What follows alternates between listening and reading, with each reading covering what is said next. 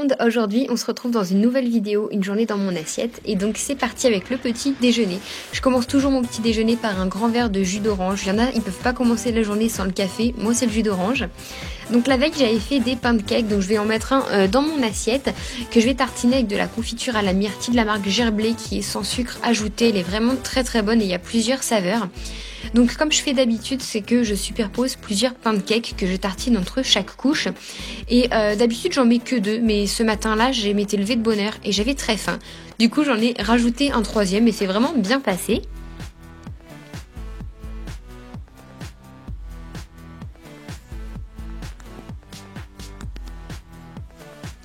Ensuite je vais ajouter quelques amandes autour. D'habitude j'ai des amandes directement effilées en fait en morceaux que je mets par dessus et c'est super bon, ça croque, mais là j'en avais plus donc j'ai mis 2-3 amandes autour des pancakes et voilà, c'est prêt à manger, c'est moelleux, c'est vraiment très bon et ça cale très très bien, surtout là il y en avait 3. Ensuite on va passer au déjeuner. J'avais envie de faire un repas que j'avais vu sur Pinterest. Donc je faut aussi prendre un petit peu à l'avance. Moi je me suis pris 1 heure à l'avance. J'ai pris un poulet que j'avais cuit, un blanc de poulet que j'avais cuit la veille. Et je l'ai découpé en grandes lamelles assez fines. Donc comme vous pouvez le voir, je me suis blessée à la main et du coup c'était vraiment pas pratique pour faire tout ça. Mais j'ai quand même réussi. Dans une petite assiette, je vais mélanger 1 ou 2 cuillères à café de miel avec de la sauce soja. Je vais bien mélanger tout ça et je vais y déposer mon blanc de poulet pour y faire mariner en fait le poulet tout simplement.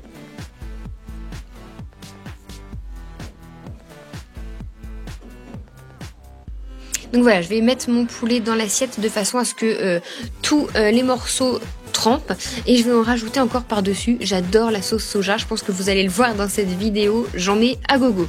Donc je vais laisser comme ça et au bout de quelques temps, 40 minutes, une demi-heure, 40 minutes, je vais retourner pour que toutes les faces aient trempé dans la sauce soja. J'oublie pas de faire cuire du riz en attendant. Je vous ai pas montré mais j'ai lavé et goûté une boîte de pois chiches que j'ai mélangé avec un petit peu de crème. J'ai laissé bouillir un petit peu tout ça et j'y ajoute beaucoup de curry. Pour éviter que ça ne devienne trop pâteux, moi j'ai ajouté un petit peu de lait pour avoir ce côté plutôt liquide avec une espèce de sauce.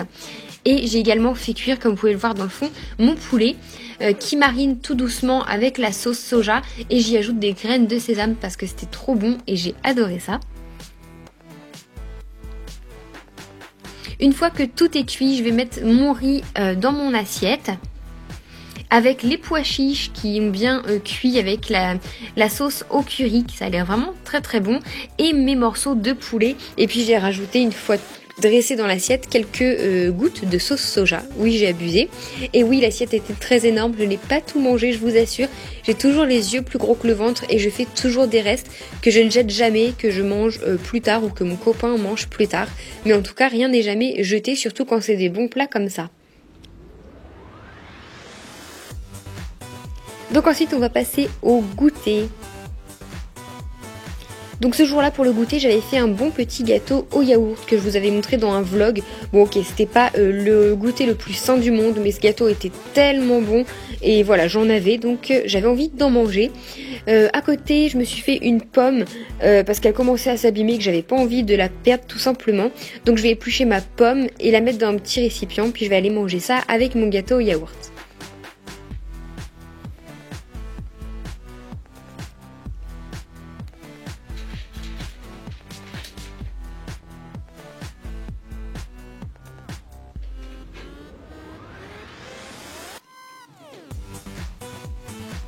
Donc ensuite on va passer au dîner et là accrochez-vous parce que c'est une recette très bonne qui demande pas spécialement de préparation.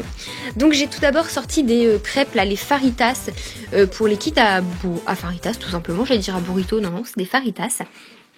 Donc je vais prendre ces petites crêpes là, ça fera office de pâte à pizza et non ça ne fait pas du tout effet cartonné, croyez-moi. Donc je vais vous montrer 2 versions. La mienne, je mets de la sauce tomate avec des morceaux de tomates, de légumes et surtout des olives, elle est super bonne, celle-ci je l'ai à Leclerc. Donc ça ce sera pour ma base. Si vous voulez vous pouvez très bien mettre une base de crème fraîche. Ensuite, je vais découper les légumes que j'ai. Donc moi, j'en avais pas énorme. J'avais un poivron qui s'abîmait, donc je l'ai mis. Mais vous pouvez mettre vraiment tout ce que vous aimez. C'est-à-dire tomates, champignons, je ne sais pas, tous les légumes qui vous passent par la tête et que vous aimez. Ça, c'est vraiment à vous de choisir. Moi, j'avais également envie de mettre de la mozzarella, puisque voilà, c'est un peu les fonds de frigo qu'il fallait finir. Donc, je viens découper ma mozzarella en plusieurs tranches.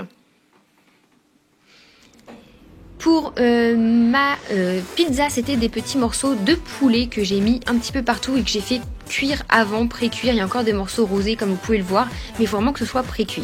J'ai ensuite mis les légumes que j'avais, donc pour moi c'était poivron, mes tranches de mozzarella.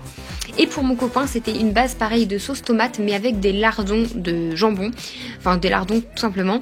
J'ai fait exactement pareil et j'ai rajouté ensuite de la feta sur toutes les pizzas. Et comme vous pouvez le voir, on met au four. Et oui, il y avait bien 3 pizzas dans le four, puisque monsieur mange 2 pizzas à lui tout seul. En petite entrée pour accompagnement, on a fait un avocat qu'on a mixé et écrasé avec une boîte de thon. Cette recette, je ne sais pas si vous la connaissez, mais elle est tellement délicieuse. Voilà, c'est pas très appétissant dans les petites verrines, mais c'est tellement bon en bouche. Pour ma part, ce sera avec du jus de citron et pour monsieur, ce sera avec de la mayonnaise. Donc voilà ce que ça donne. Moi je vous avoue qu'elle était trop grosse et que j'ai pas pu tout manger, mais monsieur a tout fini.